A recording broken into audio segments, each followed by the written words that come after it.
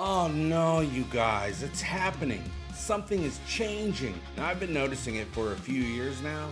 Are the days of YouTube.com coming to an end? I'm thinking maybe so. At least the way things have been is coming to an end. Moving aside for a new way for your attention to be commandeered. Society is going through the change. I've even changed a lot over the years, you guys. I've been trying to figure out the content creation game for over a decade, and after all that time, I gotta say, hey gang, welcome back to EGOTASTIC FUNTIME. You know it's important because it's on the internet. Today's episode is sponsored by Shady Acres Elderly Orphanage. When they start yammering on about the good old days, ain't nobody got time for that. Drop them off at Shady Acres and go home happy. So after all these years with a YouTube presence, I finally think I'm starting to begin to finding my groove. Now sometimes I do sit back and wonder why I even bother making content anymore. Like, what's the point? What's the actual purpose of putting effort into being a content creator when we live in a society where everybody is a content creator?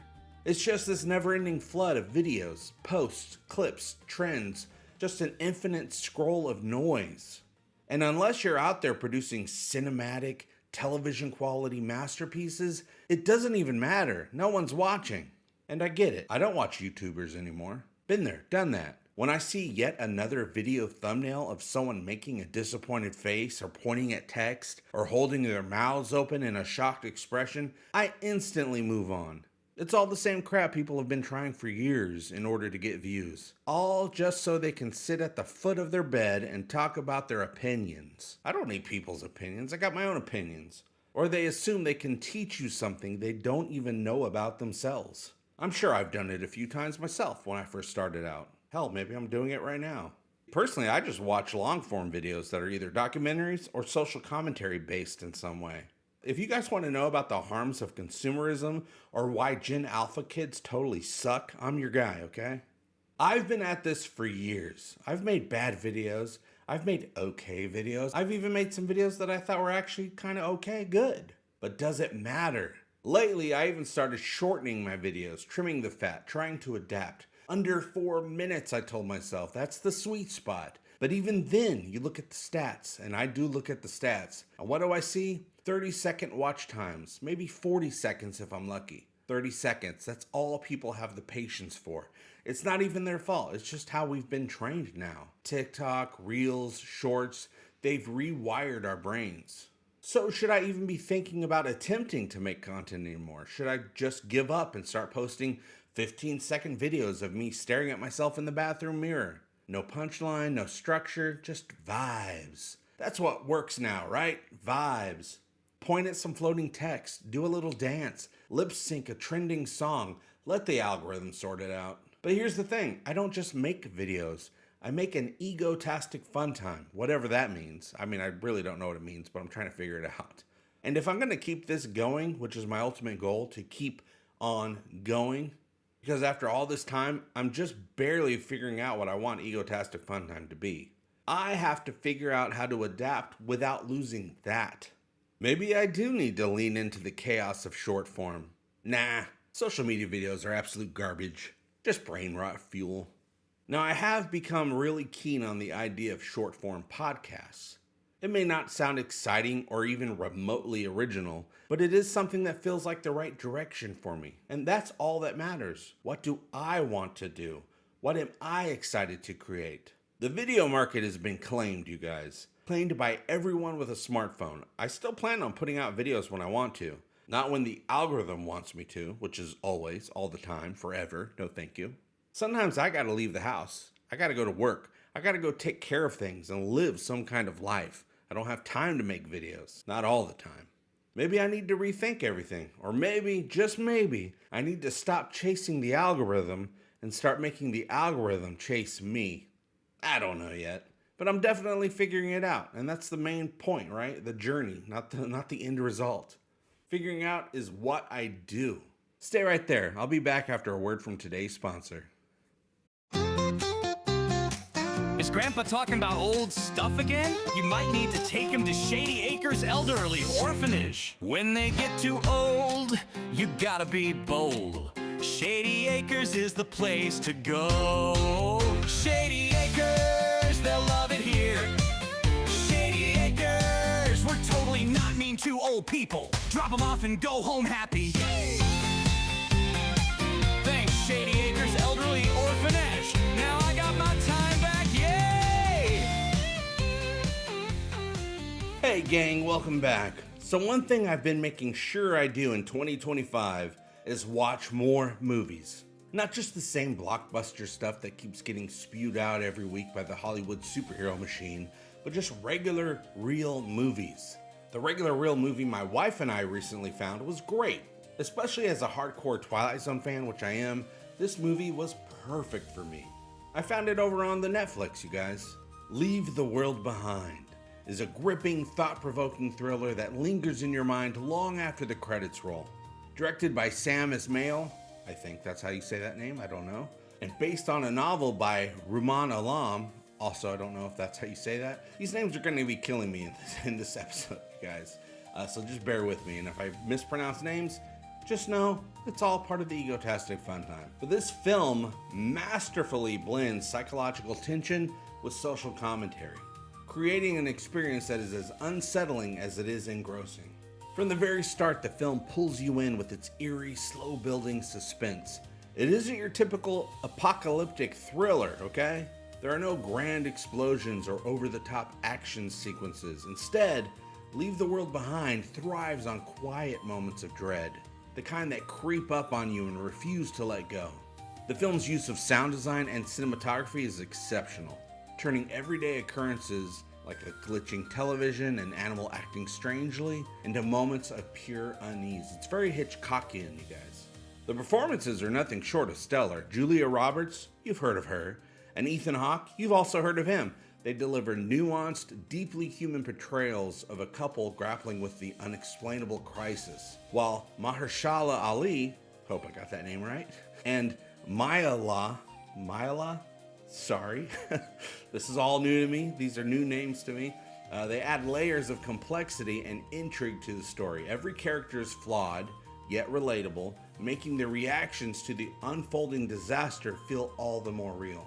What truly sets this film apart is its unsettling ambiguity. It doesn't spoon-feed answers or rely on conventional storytelling. Instead, it forces the audience to sit down with the unknown, mirroring the very anxieties we face in the real world. The tension is psychological, built through uncertainty, misinformation, and the slow unraveling of trust. Leave the World Behind is a smart, chilling, and beautifully crafted film that challenges audiences to think beyond the screen. I'm still thinking about it right now. It's a must-watch for those who appreciate thrillers that don't just entertain, but leave you questioning everything. Oh, and I'm thinking about this one scene in the movie. I won't ruin it for you, but wow. You'll think twice about buying that electric car you've been pining after, okay? So check it out. I totally recommend it. Leave the World Behind. I dug it. Oh, now it's time to pay the bills. What's that smell? Dang it, Grandpa! You couldn't wait?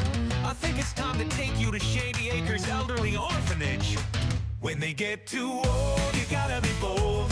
Shady Acres is the place to go.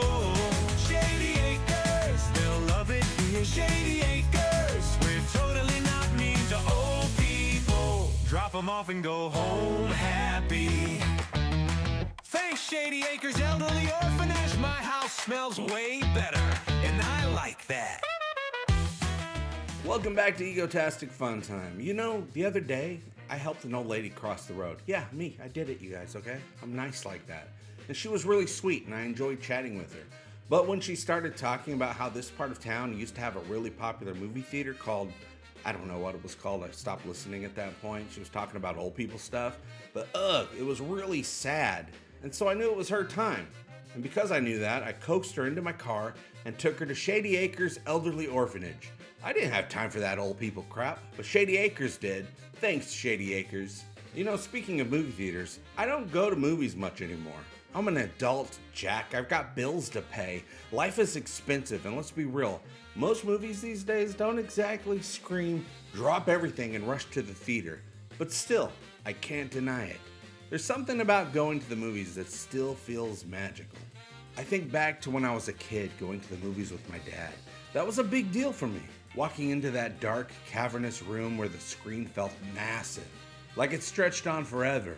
The smell of popcorn hanging in the air, the anticipation buzzing in my chest as the previews rolled.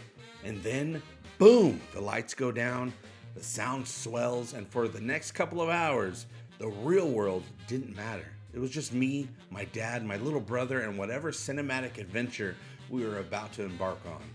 And as I got older, it became something else. Going to the movies with my friends. It wasn't just about watching a movie, it was an event. Sneaking in candy, arguing over which seats were the best, middle row, middle seats, obviously. And then walking out after, hyped up, debating every moment. Whether the movie was great or a train wreck, it didn't matter. It was the experience of it. Now I go to the theater only every so often. And half the time it feels like I'm in someone's living room. People talking, checking their phones, crunching their popcorn like they're trying to break a world record. And sure, sometimes the movies themselves don't hit like they used to. But still, I believe in the magic of the theater. Because when it works, when you find that one movie, that one moment, it reminds you why theaters matter. When the right film, the right audience, and the right energy all come together, it's like stepping into another world.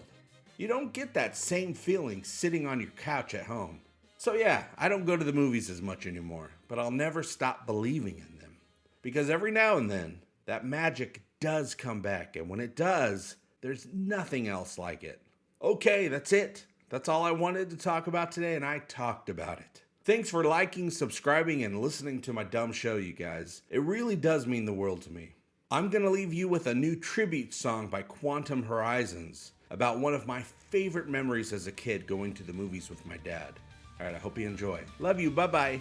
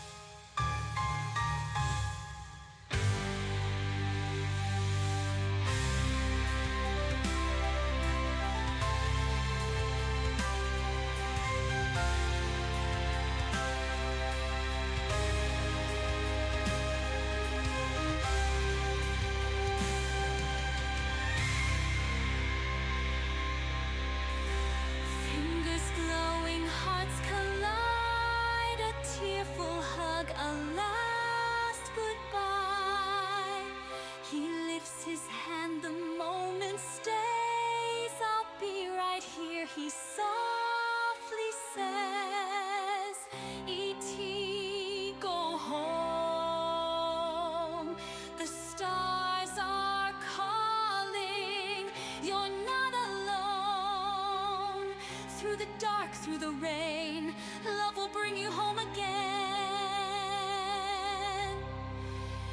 As the ship fades into the night, a boy still watches, bathed in light. Though time moves on, the love remains, and in our hearts he calls.